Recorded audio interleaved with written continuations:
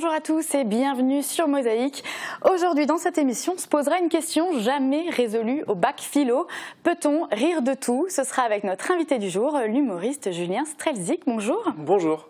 Et puis de l'humour, nos internautes en usent et en abusent. On verra cela avec Sandrine. Salut. Salut. Mais avant cela, un sujet plus sérieux. On retrouve Marie-Laurence en duplex à Sarreguemines. Bonjour Marie. Ce matin, comme dans plusieurs maisons d'arrêt en France, une mobilisation a eu lieu. Bonjour Flora, oui, je suis devant la maison d'arrêt de Sarreguemines. Ce matin, une dizaine d'agents de pénitenciers ont fait le pied de grue, comme dans plusieurs autres prisons de France. C'est une réaction suite à l'agression de plusieurs agents pénitentiaires à Vendin-le-Vieil, dans le Nord-Pas-de-Calais. Les syndicats de surveillants réclament plus de moyens et surtout plus de sécurité. À Sarreguemines, les surveillants veulent faire prendre conscience à leur hiérarchie de l'insécurité de la prison. D'ailleurs, la manifestation est d'ores et déjà reconduite pour demain matin. Vous aurez plus d'explications tout à l'heure avec Robert Weiss, secrétaire interrégional UGSP-CGT. Merci Marie pour toutes tes explications. Tout de suite, on regarde le 60 secondes du jour. Les chantiers continuent par tous les temps. À Veulflin, par exemple, les salariés de l'entreprise Ferdinand Beck rénovent la mairie. Humidité, vent et froid, ils font face avec courage au climat souvent très rude de l'hiver. Ils bénéficient de vêtements et de protections adaptés. Leur boisson chaude n'est jamais très loin. Handi basket, impressionnant quart de finale de Coupe de France. Les basketteurs jouaient ce week-end à Sarreguemines leur place en demi-finale. Les Red Dragons de Saint-Avold affrontaient l'équipe de Lille.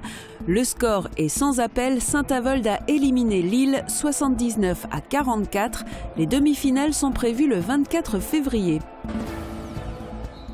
Une standing ovation pour Hugo Frey, invité à la saison culturelle de Sarreguemines. Il a offert 2 heures d'émotion à un public enchanté. Entre confidences rares, chansons mythiques ou plus méconnues, il a offert un voyage à travers le temps.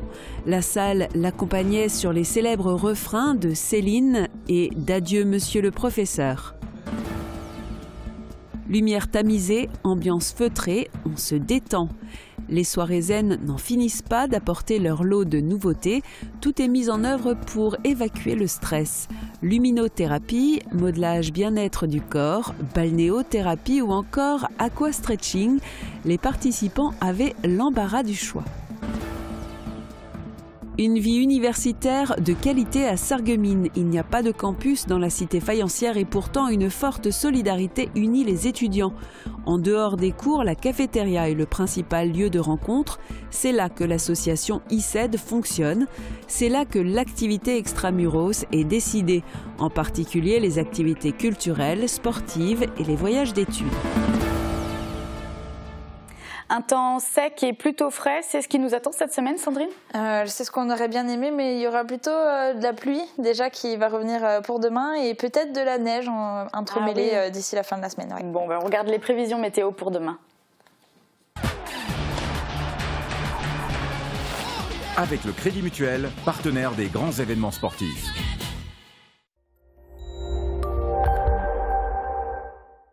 J'espère que vous avez bien profité du temps sec et ensoleillé de ce week-end parce que pour demain, on repart avec de la pluie.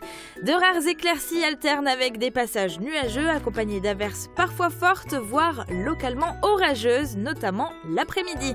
Le vent souffle assez fort avec des bourrasques atteignant de 70 à 80 km/h. Les températures demeurent très douces avec de 3 à 5 degrés le matin et de 7 à 9 degrés en journée. Demain, nous sommes le mardi 16 janvier, nous fêtons les Marcelles. Le soleil nous accompagnera de 8h19 à 17h03. A tout de suite pour la suite de l'émission.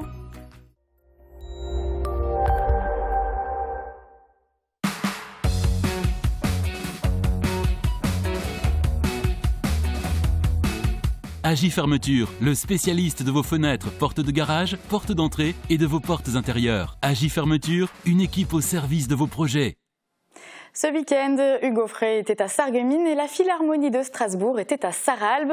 Après les concerts, vous pouviez vous détendre lors de la soirée zen ou apprendre à fabriquer vos propres cosmétiques.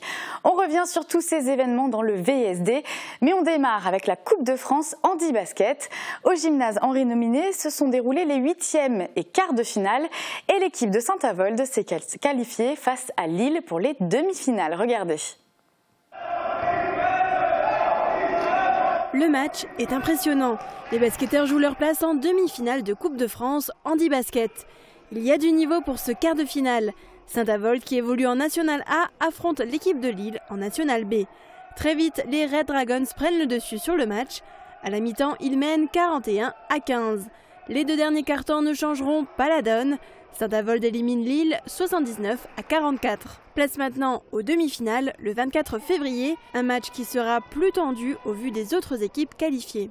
C'est Meaux qui est champion de France en titre et puis sextuple champion d'Europe hier, qui est invaincu en championnat national A, et l'équipe du Puy qui est un concurrent direct de Saint-Avold pour les playoffs.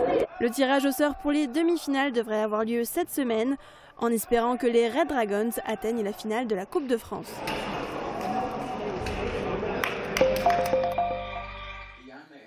Son principal adjoint le qualifie de pépinière. Le collège Val-de-Sarre de Grosse-Bliederstroff abrite peut-être déjà de futurs scientifiques ou politiciens. C'est le sous-préfet de l'arrondissement de Sarreguemines, Christophe Salin, qui est venu présenter sa profession aux délégués de classe des différents niveaux. Participer à une cérémonie de remise de médaille d'honneur du travail, se déplacer à Metz au sujet des demandeurs d'asile ou encore aller à la rencontre des citoyens, il leur a dévoilé son agenda de la semaine ainsi que ses principales activités. Les élèves ont montré un grand intérêt pour la profession par leur attention et leur curiosité. Christophe Salin a terminé son intervention par la description de son uniforme de cérémonie de sous-préfet pour le plus grand plaisir des enfants.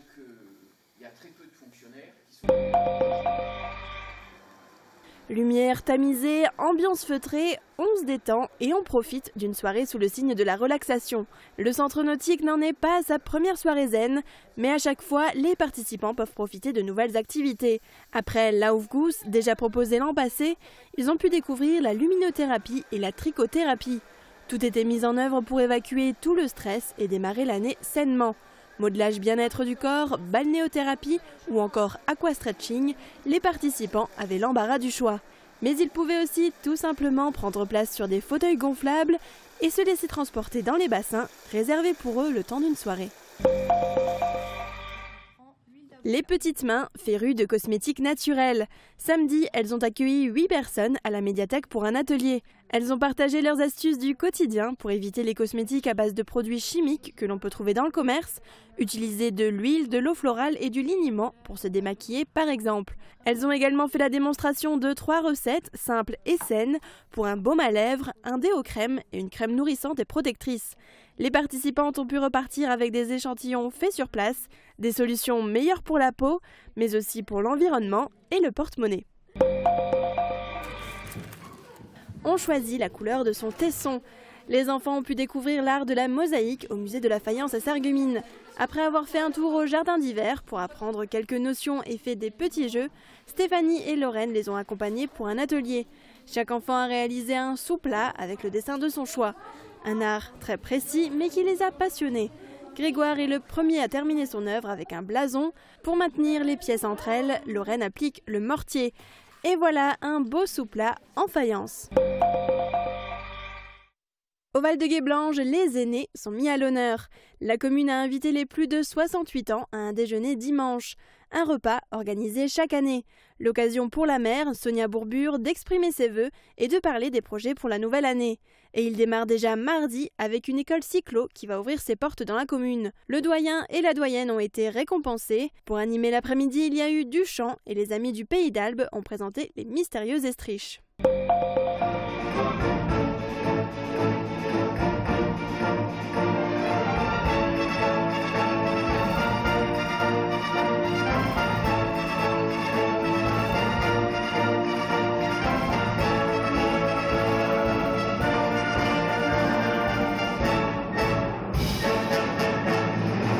Direction l'Amérique du Sud avec la Philharmonie de Strasbourg. L'orchestre est fidèle à Sarralbe. Chaque année, Rémi Abraham et ses musiciens donnent un concert du Nouvel An à la salle socioculturelle. Une fidélité aussi de la part du public, avec encore une fois une salle comble. La Philharmonie a interprété un programme sur le thème de l'Amérique du Sud et ses influences. Mais c'est permis quelques écarts en passant par la Russie, la Belgique et l'Irlande.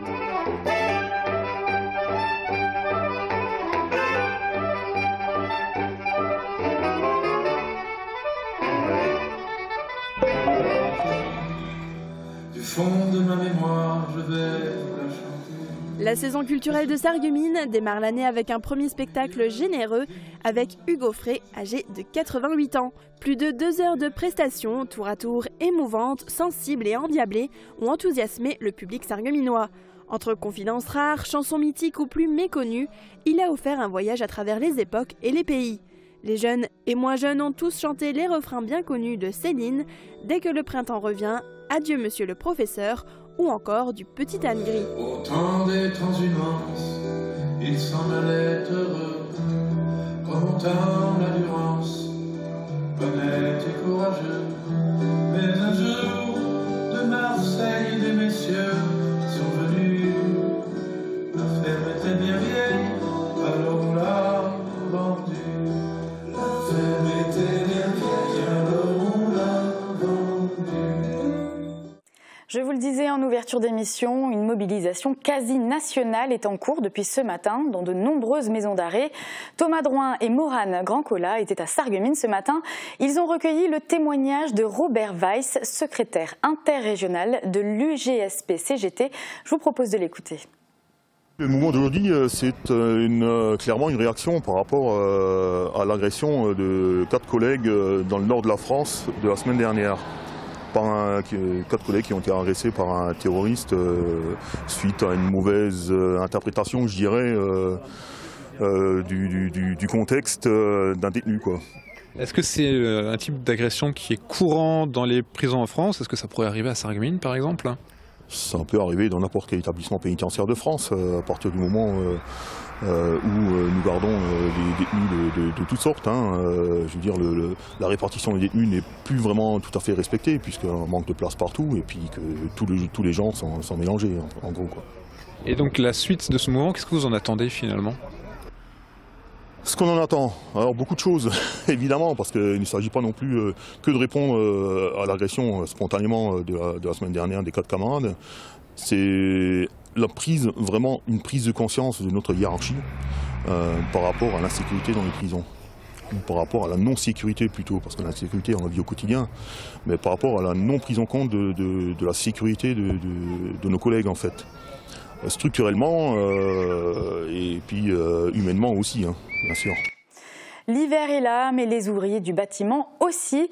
Ils arrivent à poursuivre leur travail grâce à un hiver peu rigoureux et à un froid pas suffisamment intense pour stopper les chantiers.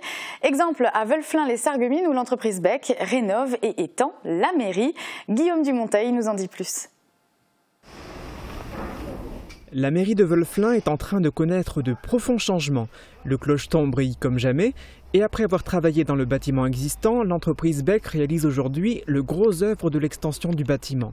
Aujourd'hui, oui, car même en hiver, les ouvriers travaillent sur le chantier. On arrête de travailler lorsque la température elle est négative de moins 5 degrés pendant une durée de 5 jours. Donc là, à ce moment-là, on ne peut plus travailler. Après, notre ennemi numéro 1, je pense que c'est surtout la pluie. Parce que c'est la pluie qui va gêner le plus nos salariés. C'est comme si on travaillait sous une douche, donc c'est pas agréable. Donc à partir de ce moment-là, soit ils se mettent à l'abri, si c'est durable, donc on décide de se mettre tous en intempérie. Les difficultés liées au travail sous la pluie sont encore plus importantes quand l'entreprise réalise des travaux publics, car les précipitations peuvent provoquer des éboulements lorsque les ouvriers font des tranchées, quand ils réalisent des voiries ou des réseaux. Cette année, l'hiver est peu rigoureux. L'entreprise Beck ne déplore aucun retard dû aux intempéries dans les différents chantiers qu'elle réalise actuellement. Ses salariés travaillent normalement avec des équipements adéquats. Nos ouvriers sont équipés de vêtements chauds, donc on a des vestes, on a des 4 en 1, donc c'est un peu ce que je porte. Donc là actuellement j'ai mis les bras courts, sinon on peut faire les bras longs. On peut remettre une veste dessus, on a la capuche, on a des chaussures, on a les bottes fourrées. Et puis ensuite, sur les chantiers, on a des bungalows de chantier dans lesquels ils peuvent se réchauffer en hiver. On leur a installé des micro-ondes. Comme ça, ils peuvent se restaurer et puis ils peuvent avoir des repas chauds entre midi. S'il y a plus de 10 cm de neige ou des vents d'une puissance supérieure à 60 km/h, l'entreprise peut également être contrainte de se mettre en intempérie. À noter que les conditions diffèrent d'un chantier à l'autre suivant les règles définies dans le cahier des charges.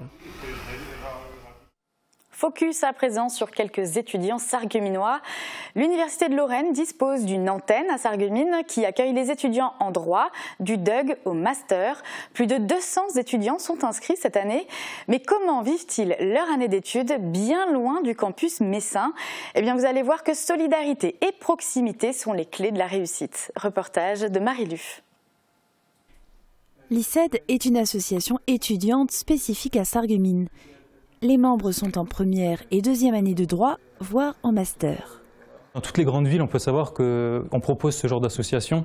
Et donc, vraiment, on a eu la chance l'année dernière que quelqu'un ait l'idée de fonder donc, cette association. Et il faut savoir que oui, ça permet de faire des rencontres, de nouveaux amis. Et on se retrouve ici généralement après les cours ou même avant. Pas de campus à Sarreguemines. En dehors des salles de cours, principal lieu de vie, la cafétéria. Quand j'ai des problèmes avec les cours, y a du monde qui est là pour aider. Ils ont mis des tutorats en place par exemple. Donc quand on arrive du lycée à la fac, on a forcément des difficultés. Donc avec des personnes qui ont déjà une expérience, une année déjà de passé, ça apporte beaucoup. L'association finance également des sorties.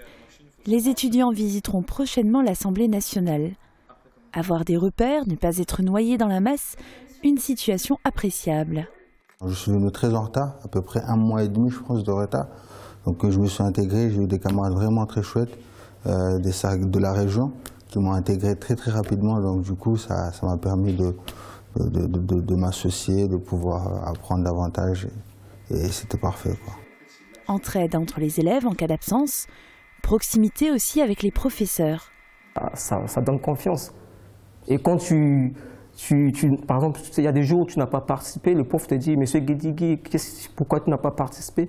Donc tu vois, c'est une source de motivation. Du coup, on est obligé à être toujours à jour, on est obligé toujours d'apprendre, on est obligé de toujours être prêt à répondre aux questions que le prof nous pose, quoi. À Sarreguemines, presque du suivi sur mesure, ce qui explique probablement les bons taux de réussite, notamment en master. Si le système universitaire est familier pour grand nombre d'entre nous, les classes préparatoires, en revanche, sont souvent méconnues. Comment fonctionnent-elles? À qui s'adressent-elles? Quels sont les débouchés? Éléments de réponse à Forbach avec Marie Luff et Gauthier Dillerin. Ici, on prépare les ingénieurs de demain. La prépa du Jean Moulin s'adresse d'abord aux scientifiques. 12 heures de mathématiques par semaine, ce n'est pas rien. Les heures de cours, ça ne change pas tellement du lycée, on tourne à entre 6 et 8 heures de cours dans la journée. Après, c'est surtout les heures de travail à la maison qui ont augmenté, dans le sens où il y a pas mal de DM, pas mal de travail personnel à fournir pour les révisions, etc., à s'avancer soi-même, que ce soit sur les projets ou même faire quelques recherches pour les DM ou juste pour les concours. Du coup, c'est là la grosse différence par rapport au lycée, c'est que même si la prépa, ça reste un cadre qui est assez scolaire, assez carré, assez encadré, à côté, on a une grosse partie d'autonomie à la maison, on doit fournir du travail personnel et gérer ça nous-mêmes, même si à partir du moment où on a des questions, à partir du moment où on a quelques pistes qu'on aimerait creuser, les profs sont là pour nous aider si jamais il y a besoin. Pas de classe surchargée, en colle ils sont 3. L'exercice est simple, résoudre un problème et expliquer son raisonnement à l'oral, avec si besoin l'aide du professeur. Pendant que l'un cherche ou sèche, on s'occupe de l'autre. Et donc, c'est presque un cours particulier avec le confort quand même pour les élèves de ne pas être constamment sous le feu du projecteur, quoi. C'est un tour de rôle, quoi, en fait. Les élèves ont 2 ans pour acquérir méthodologie et réflexes. Les élèves ont besoin d'apprendre à prendre l'initiative, aussi bien au tableau comme ça se passe ici, dans le cadre de l'école, que pour leur travail personnel, et aussi pour la résolution de problèmes. L'ambiance est studieuse, mais bienveillante. Dépasser ses limites, aller le plus loin possible, c'est l'objectif. On a par exemple l'an dernier des élèves qui auraient pu passer en deuxième année, qui ont décidé de continuer leur deuxième année en fac et qui maintenant sont, d'après le responsable de la L2 qu'on a vu récemment, se comportent parmi les têtes de leur promotion, quoi. Une réorientation est possible à l'issue de la première et de la deuxième année. Les professeurs ne jugent pas, les étudiants apprécient. À la base, c'était pour m'ouvrir, parce que je ne savais pas à la base ce que je voulais faire en terminale. Et c'était pour m'ouvrir des portes dans le domaine scientifique. Comme ça, j'aurais beaucoup plus de choix. Et si jamais je voulais faire une réorientation vers le domaine économique.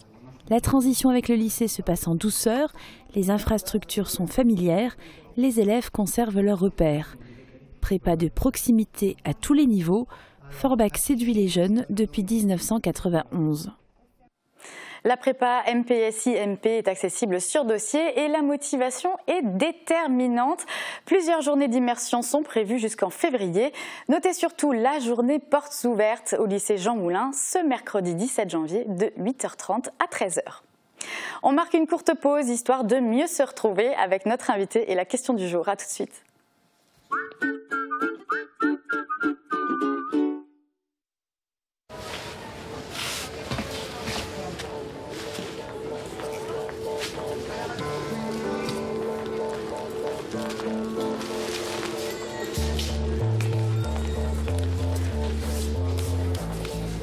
Au quotidien, une main peut contenir et transmettre plusieurs milliers de microbes.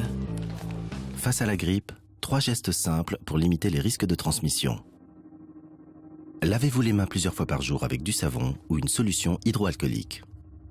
Utilisez un mouchoir en papier pour éternuer ou tousser. Jetez vos mouchoirs usagés dans une poubelle, puis lavez-vous les mains.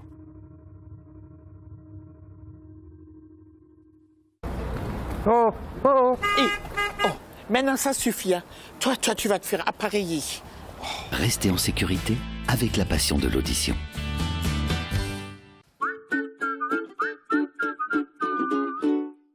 Saviez-vous qu'il existe plus de 400 journées mondiales? Alors certaines sont très sérieuses et font appel à la solidarité. D'autres sont, comment dire, d'un autre genre et cela a inspiré notre question du jour. Regardez. Le samedi 13 janvier, c'est la journée sans pantalon. Une fête célébrée dans plusieurs pays, notamment en Angleterre. Le principe est simple, retirer son pantalon dans un lieu public et faire comme si de rien n'était. Est-ce que vous connaissez d'autres journées mondiales originales? Quelle est la plus loufoque selon vous? Répondez-nous dans les commentaires. Bon Sandrine, la journée sans pantalon c'est déjà très spécial, ouais. Mais est-ce que nos internautes ont eu d'autres idées de journées de ce type-là? Non, alors Laura était aussi surprise que toi, elle nous écrit je ne connaissais pas du tout, très surprise de voir ça. Je n'en connais pas d'autres loufoques, je pensais que la journée poisson d'avril c'était déjà assez loufoque, mais à côté de ce que je viens de voir dans la vidéo, c'est rien du tout. Catherine nous écrit le jour de mon anniversaire, le 20 mars, c'est la journée internationale du bonheur, moi ça me va. Et pour René, la journée la plus loufoque c'est la journée sans tabac. Il nous écrit franchement cela sert à quoi? Je dirais que c'est une grosse fumisterie et pourquoi avoir choisi le 31 mai sachant que le lendemain c'est le 1er juin. Donc il a écrit juin G-O-I-N-T pour faire référence. Donc nos internautes font vraiment preuve d'humour. Oui. Okay. Et tu as une autre anecdote il me semble. Oui, il y a Jay qui nous a aussi écrit dans son commentaire qui fait référence à la chronique de vendredi dans laquelle je disais que j'aimais beaucoup l'idée d'avoir un distributeur 24 heures sur 24 de Nutella. Oui. Et du coup il nous a dit j'en ai une bonne qui va plaire à Sandrine. Le 5 février, c'est la journée du Nutella. Donc j'ai vu son commentaire ce matin, je l'ai déjà noté dans mon agenda et je suis sûre de ne pas l'oublier. Ah, tu t'es mis un rappel. Ouais. Décidément, tu es pas mal gourmande. Oui. Mais tu sais, pour compenser la gourmandise, souvent on fait du sport, mais ça, on verra en fin d'émission, je pense. Oui. Bon, alors on parlait de l'humour de nos internautes. Et ben, la transition est toute trouvée, puisque vous, l'humour, c'est votre métier, Julien Strelzik. Alors vous êtes humoriste et comédien. Votre premier spectacle, c'était en 2011. Vous avez remporté depuis de nombreux prix. Vous avez participé à l'émission On ne demande qu'à en rire. Vous avez fait la première partie de grands artistes, notamment Gad Elmaleh ou François-Xavier de Maison. Et même demain, Les Chevaliers du Ciel, ça sera au Galaxy d'Amnéville. Alors tout ça, c'est pour votre CV. Vous revenez avec un nouveau spectacle, avec un thème plutôt inattendu. Expliquez-nous un petit peu ce thème. C'est le domaine médical. J'ai fait une immersion dans un hôpital pendant plusieurs semaines et j'ai appelé mon spectacle Santé, comme quand on trinque à la santé de quelqu'un. Et j'évoque tout, les relations entre infirmières et chirurgiens qui sont parfois tendues, les médicaments, plein de spécialités, les anesthésistes, les ORL, etc. etc. Tout y passe. Pas tout, parce qu'il y a tellement, il faudrait faire 3-4 spectacles, mais en tout cas, ce qui m'a le plus marqué et ce que j'avais le plus envie d'aborder. D'accord. Eh ben, je vous propose de regarder le teaser du spectacle et on en parle en détail juste après. En 2017, ce qui est cool, c'est que tu peux cumuler 2 maladies et du coup, ça annule les effets des 2 maladies. Imagine par exemple un patient qui a Alzheimer et Parkinson, il peut oublier de trembler. Pas possible, une femme ne peut pas ronfler. Et puis en plus, les femmes qui ronflent, c'est les mêmes qui ont le rire. Tu sais, à la fin, elles ont le rire de cochon. J'ai fait 1 mois d'immersion dans un hôpital et ce soir, je vais vous expliquer ce que j'ai remarqué.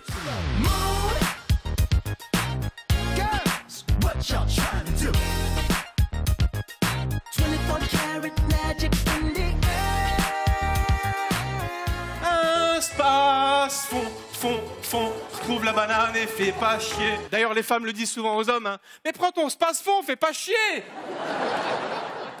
Ouais, mais j'ai mal. Dernière fois, j'ai fait une allergie aux tomates, j'ai appelé le stomato. Je crevais sur l'autoroute, j'appelle le pneumologue. Est-ce que vous avez des antécédents? Je dois demander, là. Diabète, hypertension, non. Infarctus, choléra, non. Ah, vous étiez prof. Donc je coche dépression chronique.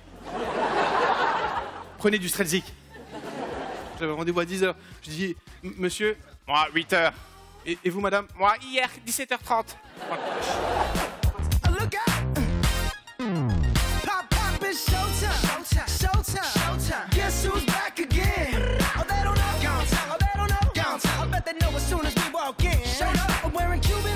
Vous savez ce qu'on dit aux urgences en France, monsieur Michel? Un bon patient, c'est un patient qui sait patienter.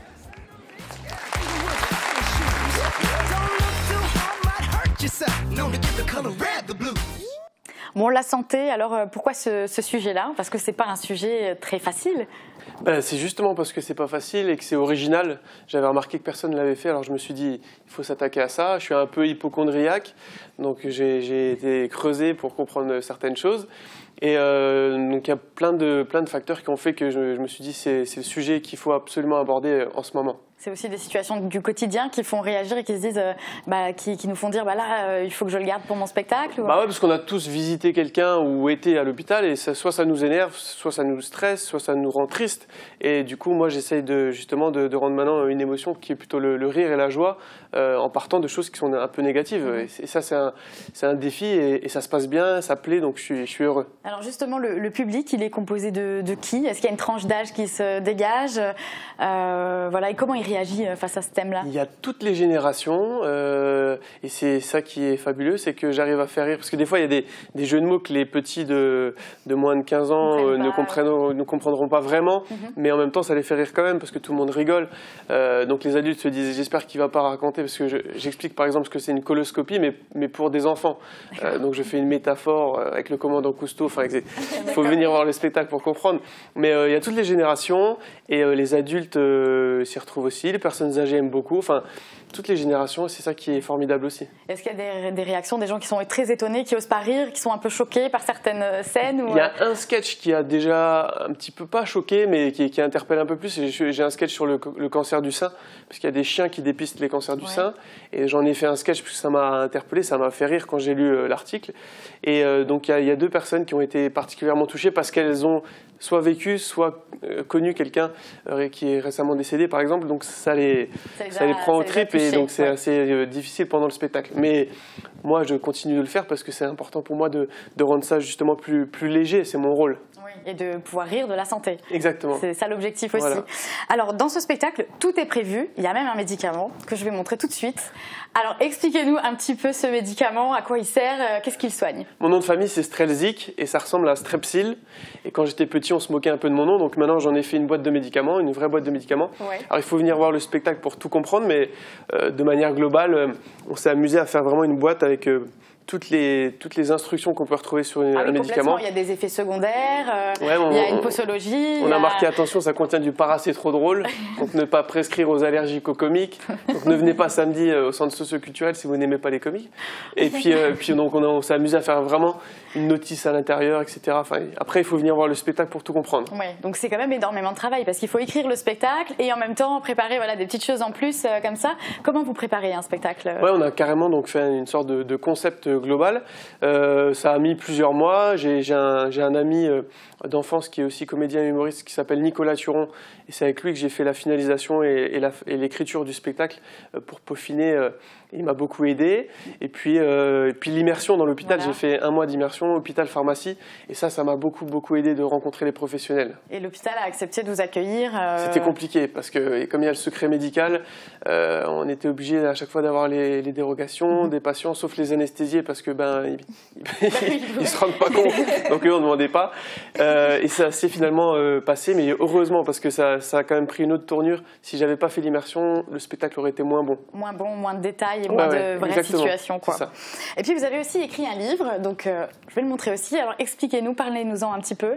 Et j'avais dans l'autre spectacle qui s'appelait En route vers l'Olympia plein d'anecdotes sur la Moselle, l'accent, les noms de villes, etc. et les expressions. Et quelqu'un m'a dit pourquoi tu fais pas un livre sur les expressions, mais un livre drôle. Et comme j'aime beaucoup illustrer par des images et des photos, je me suis associé à un ami qui s'appelle Loris Romano, photographe. Et on a fait un petit bouquin de 40 pages et ça a cartonné dans le monde entier en fait, parce que tous les Mosellans qui sont expatriés, ils l'ont commandé. D'accord. Pour faire découvrir ensuite dans le pays d'adoption la culture, quoi. Et puis même à ceux qui arrivent, on leur offre, aux belles familles, aux amis, enfin c'est assez fou pour les cadeaux de Noël. Certains en prenaient 20 d'un coup. Ah oui, effectivement. Bon, c'est vrai qu'il faut préciser que vous êtes du coin, si je puis dire. Vous venez de Metz. Et donc, vous l'avez dit, donc ce samedi 20 janvier, vous serez à Sarreguemines à 20h30 au centre socio-culturel. Et donc, pour retrouver toutes les informations, billetterie, horaires, etc., ça se passe sur le site www.julienverlolympia.fr. C'est bien ça, on n'a rien oublié. Oui, je précise juste que c'est le centre socio-culturel Impasse Rohr, parce qu'il y en a un qui est rue Rhône, mais c'est celui rue Rohr. Voilà, donc on a toutes les informations. Merci en tout cas d'avoir été avec nous. Merci à vous. Alors si le rire est un médicament, on l'a dit, le sport l'est aussi.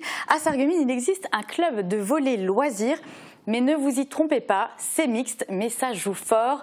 Le club regroupe des joueurs qui n'ont jamais décroché, de très bons niveaux, ou même des débutants. Voilà 9 ans que ça dure et depuis 5 ans, Olivier Martin, c'est leur coach d'enfer. Jean Birkel a pu assister à un entraînement et vous allez le voir, il y a une tête connue sur le terrain. Toutes les parties essentielles du jeu de volleyball étaient plutôt bien fournies. Petit point un peu négatif, c'est qu'on a eu des trous dans chaque set, ce qui est aussi synonyme du manque de régularité. Et du coup, le manque un petit peu, c'est lié à la coupure des fêtes, à la dinde qu'on a pris un peu trop. Et un dernier point, c'est merci aux supporters. On a quand même 2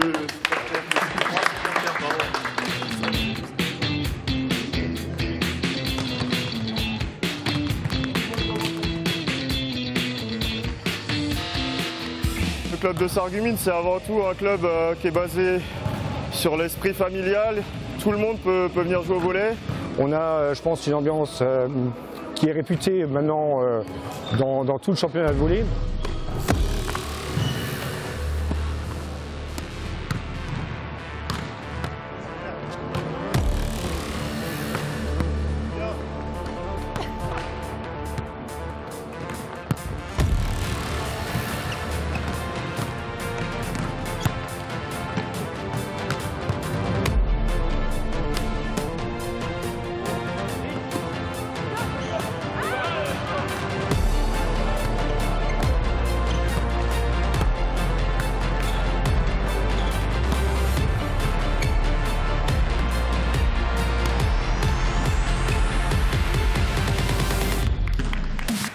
Pour le moment, tout se passe en fait en championnat loisirs qui remplace la départementale.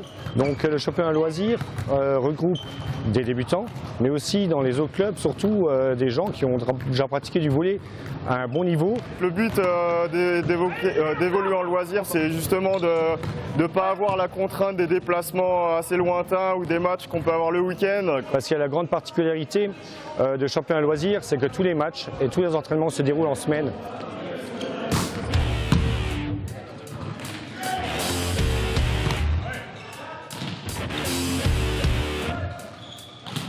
C'est un club qui accueille donc les filles et les garçons, parce qu'à partir du moment où on fait du championnat, c'est nouveau restreint garçons-filles, et ce cadre de loisir, ça nous donne vraiment cette opportunité, quoi. Il y a un respect qui serait, normalement le filet féminin est plus bas, les filles qui jouent avec nous en championnat de loisir, en championnat de loisirs, ont 20 cm de plus que s'ils jouaient en filles. Elles doivent se mettre encore plus en valeur et puis et bien montrer leur place sur le terrain. Ça marche très bien et puis du coup ça fait une cohésion de groupe qui est très intense.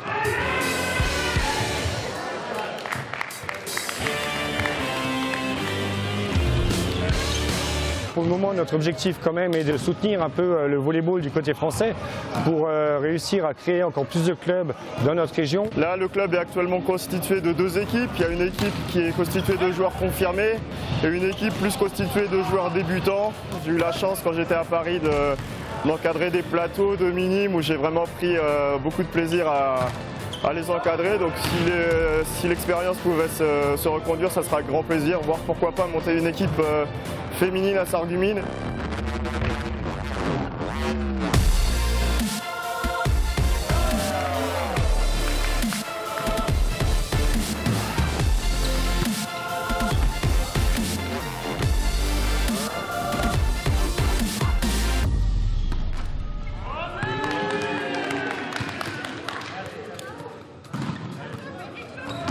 Bon, Sandrine, tu nous avais caché tes talents de volleyeuse. Non, mais faut pas se tromper, faut pas se méprendre. Il a gardé que les passages où j'étais nulle, mais sinon le reste du temps, je suis super forte.